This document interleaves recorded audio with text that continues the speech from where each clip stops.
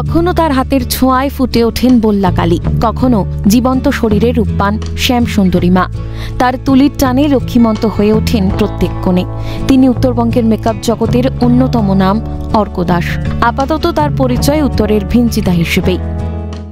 উত্তরের ভিঞ্চিতা নামেও কিন্তু পরিচিত হচ্ছে আমাদের অর্ক, কারণ অর্কর হাতের ছোঁয়াতে একবার জীবন্ত মানুষ হয়ে উঠেছে শ্যাম সুন্দরী কিংবা কখনো বল্লাকালী।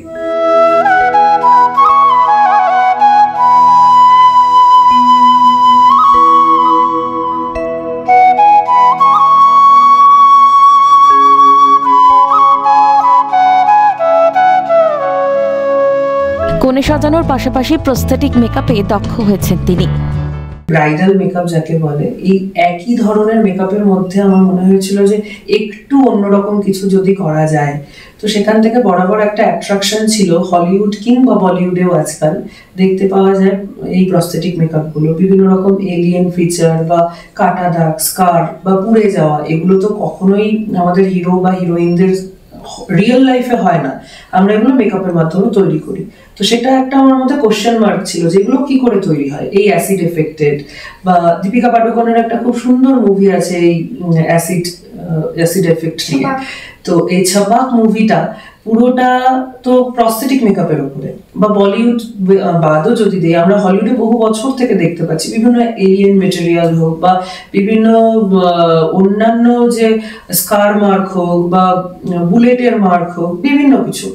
তো এই সব কিছু আমি বাড়িতে টুকটুক করে ট্রাই করতে থাকি। এবং ইউটিউব আজকাল খুব আমাদের কাছে হাতে সেলফোন আছে, তো সেখান থেকে পেয়ে যাই। সেখান থেকে আমি সার্চ করে করে কিছু কাজ করতে আরম্ভ করি এবং ধীরে ধীরে আমার অ্যাট্রাকশনটা আরো বাড়ে। এবং প্রস্থেটিক মেকআপে বিভিন্ন অ্যাক্সিডেন্টাল মেকআপ, মানে এই যেমন পুড়ে যাওয়া, অ্যাসিড এফেক্ট, এগুলো আমি নিজের উপর করতে থাকি। করতে করতেই হঠাৎ করে আমার একটি কাজের ওপর নজর যায়। সেটা হচ্ছে মুক্তিদির করা ওই বড় মা, নৈহাটির বড় মা। তো তারপরেই আমার কোথাও গিয়ে মনে হয় যে উত্তরবঙ্গের বল্লাকালী প্রসিদ্ধ, এবং আমি তখন মাথায় আসে যে এবার যদি এই বল্লাকালী নিয়ে কিছু করা যায়। কারণ আমার মনে হয়েছিল যে একটা ছোট্ট চেষ্টা করা যেতেই পারে। সেখান থেকে আমি এই বল্লাকালীর কনসেপ্টটা প্রথম একটা সাহস করে তৈরি করা, এবং সেটা 7 ঘন্টা সময় নিয়ে পুরো মেকআপ কমপ্লিট করা এবং চোখ বন্ধ করে পুরোটা করা। সেটা আমি উত্তরবঙ্গ তথা দক্ষিণবঙ্গ, বাংলাদেশ এবং ভারতবর্ষের বিভিন্ন প্রান্তে যারা প্রবাসী বাঙালিরাও রয়েছে বা যারা ভারতের বাইরেও যে সমস্ত বাঙালিরা রয়েছে যারা বল্লাকালীকে বিশ্বাস করেন মনে প্রাণে, তারাও পর্যন্ত আমাকে সোশ্যাল মিডিয়ায় শুভেচ্ছা বার্তা পাঠিয়েছিলেন এই বল্লাকালীর কনসেপ্টে। তারপরেই আমার মাথায় আসে তাহলে নেক্সট ইয়ার আরেকটা কিছু করা যেতে পারে। তারপরের বছর আমি প্রস্থেটিক মেকআপে শ্যাম সুন্দরী, কলকাতার সেই বিখ্যাত জীবন্ত কালীমা যাকে বলে, সেই শ্যাম সুন্দরী কালী প্রতিমাটিতে আমি একটি জীবন্ত রূপ দান করার চেষ্টা করেছি। কিভাবে তার হাতে ফুটে ওঠে কোণের সাজ, গোপন কৌশল শেয়ার করলেন সিএনএর দর্শকদের সঙ্গে।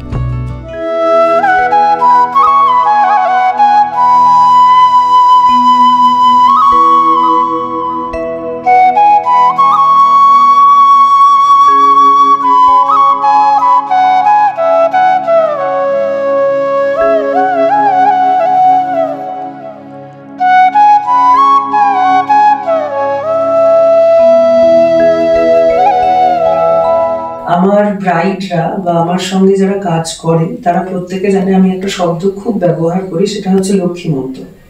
আমার বরাবরই মনে হয় যে বিয়ের কনেরা লক্ষ্মীমন্ত হলেই বোধহয় সবচেয়ে সুন্দরী লাগে।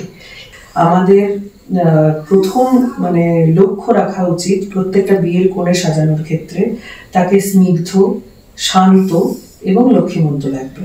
এবার এই বিষয়টাকে মেনটেন করতে গেলে এক একজনের ফিচার এক এক রকম।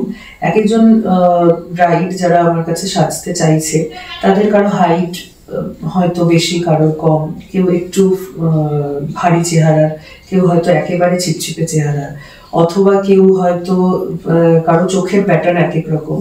এগুলোর উপর বেস করে মেকআপের ধরনগুলো পাল্টাতে হয়। আমি যেমন আরেকটা জিনিস বরাবরই মাথায় রেখে সাজাই, সেটা হচ্ছে একটু ইউনিক ব্যাপারটা। সেটা হচ্ছে যে আমাদের কাপল বলতে বর এবং কনে অনেক ক্ষেত্রে হয় যে বরের এবং কনের এজ ডিফারেন্স অনেকটা থাকে, অনেকে সেটা থাকে না। এবার ম্যাচুরিটি ওয়াইজ যদি আমরা সাজটাকে ফুটিয়ে তুলি, তাহলে যখন বর কনে জোড়ায় বসছে, বিয়েটা একজনে হচ্ছে না, ফটোশুট বা আমরা যখন দেখছিও বিয়েটা ছাদনাতলায়, তখন কিন্তু দুজনকে একসঙ্গে দেখছি। এবার রিয়েল ব্রাইডের ক্ষেত্রে আমি কনেকে এই জিনিসটা মেনটেন করে সাজাই, বর যেমনটা, তার এজ, তার লুকস, তার পার্সোনালিটি, সেই ওয়াইজ আমি চেষ্টা করি কনেকেও রেডি করতে। তাতে কি হয়, দুজনকে পাশাপাশি সামঞ্জস্যতা বজায় থাকে এবং দুজনকেই কোথাও গিয়ে ওই বলে না লক্ষ্মীনারায়ণ জুটি, সেই জিনিসটা কোথাও গিয়ে একটা মেনটেন করা যায়। বয়সের ডিফারেন্স সে যাই হোক না কেন, সাজের ওপর আমাদের কিছুটা হাত থাকে।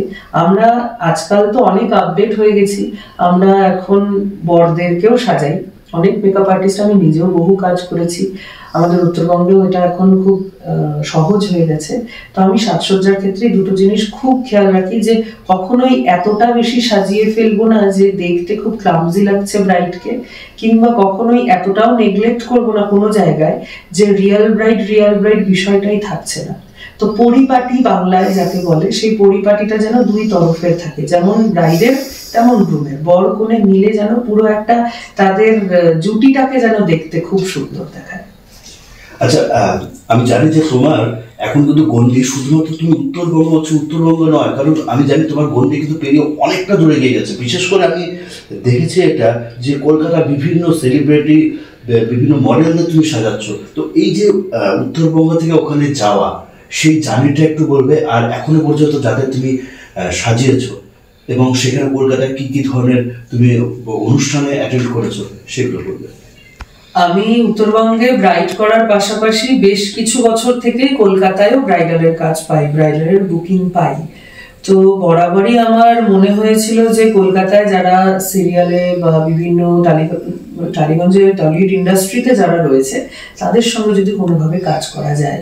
তো সেখান থেকে সৌভাগ্যবশত আমার ইনস্টাগ্রামের থ্রুতে, আমার ইনস্টাগ্রামে আমি নর্মালি এক মডেলকে মেসেজ করি, সেখান থেকে শ্বেতাদির সঙ্গে কানেক্টেড, যমুনা ঢাকির সেই বিখ্যাত যমুনা, শ্বেতা ভট্টাচার্য, তার সঙ্গে প্রথম কাজ, এবং সে কাজটা তারও এতটা ভালো লাগে, সে নিজেও তার বিভিন্ন সোশ্যাল মিডিয়া প্ল্যাটফর্মে সেগুলো আপলোড করে, এবং নিউজ পোর্টাল থেকে শুরু করে সব জায়গায় আমার কোথাও গিয়ে সেই প্রথম কাজটাই ভীষণ জনপ্রিয়তা পায়। তারপর আস্তে আস্তে আমি কলকাতার বিভিন্ন এই সেলিব্রিটি শ্যুটের জন্য ডাক পাই, এবং আমার নিজের কিছু শ্যুটের জন্য আমি কলকাতায় গিয়ে কাজগুলো করি। আস্তে আস্তে সেই কাজগুলো লোকের কাছে ভালোবাসা পেতে আরম্ভ করে, এবং শুধু শ্বেতাদি নয়, তার পাশাপাশি আরাত্রিকাদি এবং আরো অনেক, প্রত্যেক বছরই আমার প্রায় 6-7জন সেলিব্রিটির সঙ্গে কাজ হয়, এবং আমার নিজের কাজ করেও কোথাও গিয়ে ভালো লাগে। এক্সপিরিয়েন্স যদি বলতে হয়, প্রথমবার গিয়ে একটু ঘাবড়ে গেছিলাম, কারণ মনে হয়েছিল যে আমরা হয়তো ভীষণ সাধারণ, তারা একটু অন্য অসাধারণ কিছু। হয়তো কাজ করতে গিয়ে দেখেছি আমরা সবাই সমান, এবং সত্যি কথা তারা এত সহজ করে নিয়েছে আমাকে। আজকাল কলকাতা গেলে আর মনে হয় না আমি বাইরে গেছি। সত্যি দক্ষিণবঙ্গের মানুষও আমাকে বিভিন্ন রকমভাবে সাপোর্ট করেছে, স্টুডিওর মানুষেরা বা প্রোডাকশনের বিভিন্ন মানুষেরা, তারা প্রত্যেকে আমাকে এত ভালোবাসা দিয়েছে। আজকাল কলকাতায় গিয়ে কাজ করতেও আমার আর কোনো রকম কনফিডেন্সের অভাব হয় না। প্রত্যেক সেলিব্রিটি বা নন সেলিব্রিটি যারা রয়েছে, তাদের কাছ থেকেও আমি সমান রকম সাপোর্ট পেয়েছি। জলপাইগুড়ির প্রত্যন্ত গ্রাম নাথুয়া থেকে বড় হওয়া অর্কর মেকআপ আর্টিস্ট হিসেবে নিজেকে গড়ে তোলার যাত্রাটা এতটাও সহজ ছিল না। তবে ছোট থেকেই মেধাবী ছাত্র ছিলেন অর্ক। সায়েন্স বিভাগেও বেশ ভালো রেজাল্ট করেছিলেন, সরকারি চাকরির জন্য প্রস্তুতিও নিচ্ছেন। আজকে ভীষণই ভালো লাগছে সিএনএ এইভাবে আমি নিজেকে দেখতে পাবো সেটা ভেবে। আজকে এই শুরুটা আজকে থেকে বহুদিন আগে, 2017 নভেম্বর বলতে হয়। আমি বেসিক্যালি নাথুয়া থেকে ধূপগুড়িতে পড়াশোনার জন্য এসেছিলাম। আমি সায়েন্সে মাধ্যমিকের পর আমি সায়েন্স নিয়ে ধূপগুড়িতে আসি। তারপর আমার শুরু হয় এই মেকআপের জার্নি। বেসিক্যালি আমার টার্গেট ছিল, আমি উত্তরবঙ্গ বা দক্ষিণবঙ্গে বিভিন্ন জায়গায় দেখতাম নাচ যে সমস্ত ছেলেরা জানে, তাদের কিছু বেসিক ক্রাইটেরিয়া সিমিলার। তো আমার কোথাও গিয়ে একটা নাচের প্রতি ইন্টেনশন বরাবরই ছিল, নাচের প্রতি ভালোবাসা ছিল, কিন্তু সেই সাহসটা বা সেই ওই বলে না যে একটা বারুদে একটু আগুনের ফুলকি দেয়া, সেই জায়গাটা আমি কখনো সেভাবে পাইনি। ধূপগুড়িতে আসার পরে আমার মনে হয় যে এখানে তো আমায় কেউ চেনে না, একটা ট্রাই করা যেতেই পারে। সেখান থেকে প্রথম প্রচেষ্টা, এবং প্রচেষ্টা থেকেই আমার কিন্তু নাম কোথাও গিয়ে ছড়িয়ে পড়ে। ধূপগুড়ির একটি সংস্থা প্রচেষ্টা। কিন্তু মেকআপ আর্টিস্ট হিসেবে নিজের পরিচয় কখনোই মুছতে দেবেন না বলে জানিয়েছেন তিনি। সরকারি চাকরি পেলে তার পাশাপাশি তার শখের কাজকে আরও এগিয়ে নিয়ে যাবেন বলে জানিয়েছেন।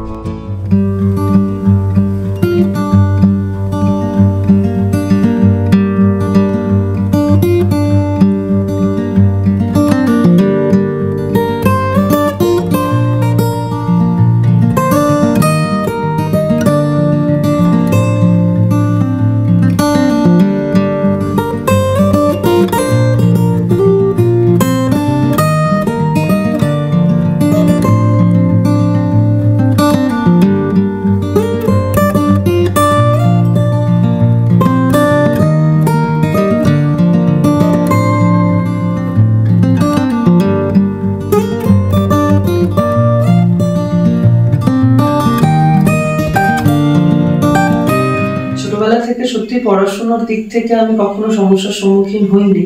পড়াশোনায় যথেষ্ট আমার একটা ভালোবাসা ছিল।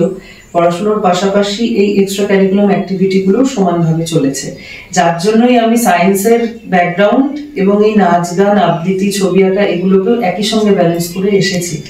এবং আজকের দিনে দাঁড়িয়ে মেকআপটাকে আমি যতটা ভালোবাসা দিয়েছি, একটা সময় আমি পড়াশোনাটাকেও ততটাই মনোযোগ দিয়েই করতাম। সেক্ষেত্রে আমার মায়ের ভূমিকা বিভৎস। আমাকে সে সময়টা পড়াশোনার জন্য মা ভীষণ রকম আমার জন্য মানে রাত জেগে জেগে আমার পাশে থাকা বা যাই যাবতীয় সেটা হয়েছে। কিন্তু সময় এমনভাবে পাল্টে গেল, আমি ম্যাথ অনার্সের স্টুডেন্ট থেকে হুট করে মেকআপ আর্টিস্ট।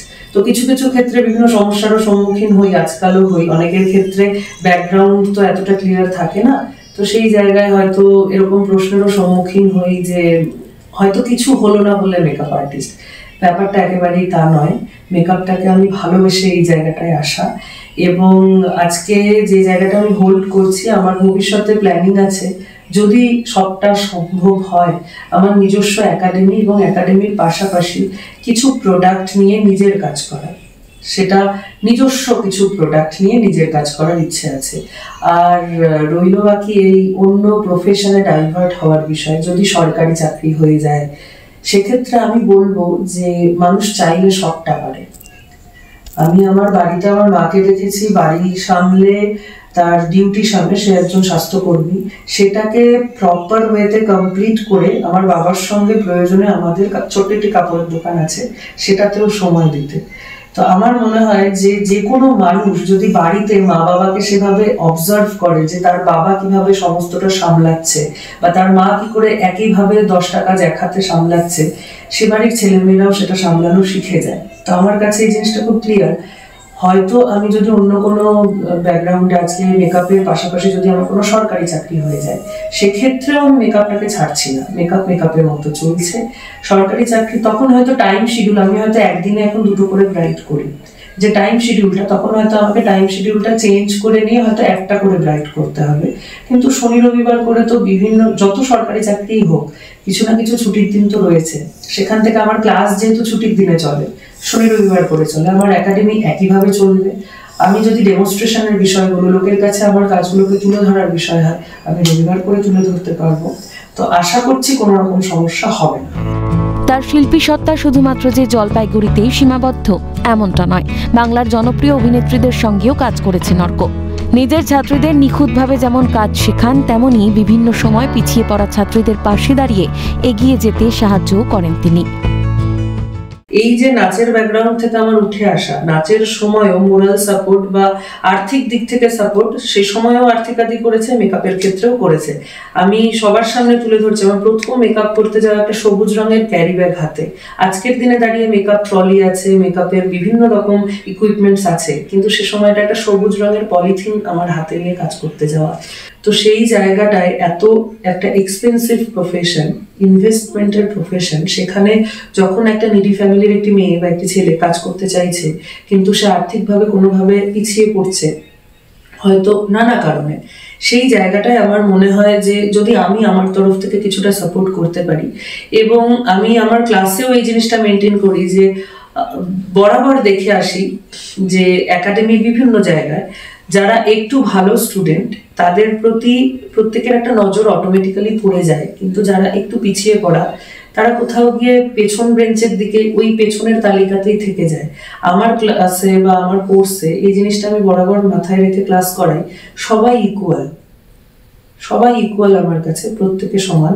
যারা পারছে না তাদেরকে আমি একটা এক্সট্রা সময় দিই। কখনো কখনো এরকমও হয়েছে যে স্টুডেন্টরা একদিনের কোনো একটা বেসিক যে ক্লাসটা তাদের একদিনের জন্য ধার্য ছিল, ওখানে হয়তো 10 জনের মধ্যে 3 জন খুব একটা সেটা অ্যাডপ্ট করতে পারেনি, তো আমি তাদেরকে এক্সট্রা কোনো টাইম দিয়ে সেই জায়গাটা ম্যানেজ করি।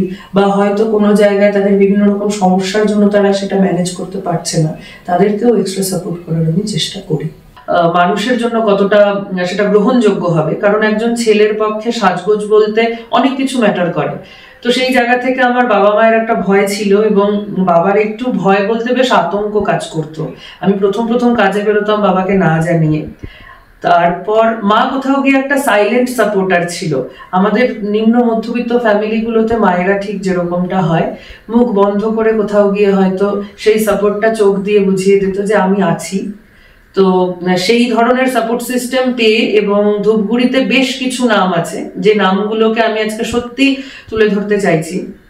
তারপরে কাজ যখন ধরতে আরম্ভ করলাম, আস্তে আস্তে নিজেকে মনে হলো যে এই প্রফেশনটা সত্যি ভীষণ এক্সপেন্সিভ একটা প্রফেশন, এটা মানতেই হবে। কারণ এখানে ডেমনস্ট্রেশন, ফটোগ্রাফার, ড্রেস, জুয়েলারি, সমস্ত কিছু, সাজগোজ, সবকিছুর মধ্যে যখন আমি ঢুকে গেলাম তখন আমি দেখতে পাচ্ছি যে প্রচুর ইনভেস্টমেন্ট। এবার যখন ফ্যামিলি সাপোর্টটা সেই অর্থে পাচ্ছি না, তো আমার তখন মাথায় চলতে লাগলো যে আমি ব্যাকগ্রাউন্ডের এই সাপোর্টগুলো কোথা থেকে কালেক্ট করব। তো সেখান থেকে শাড়ি, জুয়েলারি বা মোরাল সাপোর্ট, একটা মেকআপ আর্টিস্টের প্রথম যে স্ট্রাগলটা হয় সেটা হচ্ছে সে মডেল কোথায় পাবে, কারণ তার কাজগুলোকে তো সোশ্যাল মিডিয়া হোক বা লোকের সামনে তো তুলে ধরতে হবে। সেই তুলে ধরার মুখগুলো কারা হবে? ফরচুনেটলি আমার পাশে বা আমার সঙ্গে যে সমস্ত মানুষগুলো সে সময়েও ছিল, এখনো আছে, সে নামগুলোই, আমার ভীষণ পরিচিত মুখগুলোকে দিয়ে আমি প্রথম কাজ আরম্ভ করি। তারা সে সময়েও প্রফেশনালি মডেল ছিল না, আজও তারা মডেল নয়, অথচ তারা আমার মডেল। এবং উত্তরবঙ্গের যারা আমায় চেনে তারা প্রত্যেককে তাদের চেনে আমার মডেল হিসাবে। আমি শিলিগুড়িতে প্রথমে ক্লাস করেছি, সেটা 2019-এ। আমি 2017 থেকে কাজ করি, কিন্তু পুরোটাই ইউটিউব দেখে দেখে। তখন আমার কোনো রকম ট্রেনিং ছিল না, কিন্তু কাজ করতে গিয়ে দেখতে পেয়েছি বিভিন্ন কারণে যে একটা কোথাও গিয়ে প্রপার ক্লাস বা ব্যাকরণ যাকে বলে, প্রত্যেকটা বিষয়ের একটা করে গ্রামার থাকে। তো এই গ্রামারটা শিখতে গেলে আমাকে ক্লাস করতেই হবে। সেই ক্লাসটার জন্যই আমি প্রথমে শিলিগুড়িতে রিয়াধির কাছে ক্লাস করেছি, তারপর আমি কলকাতায় অনুরাগ স্যারের ক্লাস করি, আমি অ্যাডভান্স কোর্সের জন্য অর্পিতাদির ক্লাস করি, তারপর এই রিসেন্টলি আমি মোনালিসাদির কাছ থেকে হেয়ার ক্লাস করেছি। তো আমি বেসিক্যালি মেকআপটাকে নিয়ে এতটাই অবসেসড বলা যায়, আমি প্রত্যেক দিন প্রত্যেক মুহূর্তে আমার ফোন বা যাবতীয় সবকিছুর মধ্যে ঘাটতে থাকি যে কে কোনটা কি করছে এবং সেখান থেকে কতটা নিতে পারি। আমার যারা টিচাররা রয়েছে তাদের থেকেও যেমন আমি প্রত্যেক মুহূর্তে শিখি, আমার থেকে যারা জুনিয়র, যারা হয়তো 6 মাস 1 বছর আগে এই প্রফেশনে ঢুকেছে, তাদের কাছ থেকেও আমি কিন্তু প্রত্যেক মুহূর্তে শিখি, কারণ প্রত্যেকের কিছু নিজস্বতা থাকে, সেই জায়গাগুলোই আমি ব্যালেন্স করার চেষ্টা করি। আগামীতে অর্কর আরও অনেক নতুন নতুন কাজের সাক্ষী হবে গোটা বাংলার মানুষ। ঝিলাম দেবের রিপোর্ট, ক্যালকাটা নিউজ।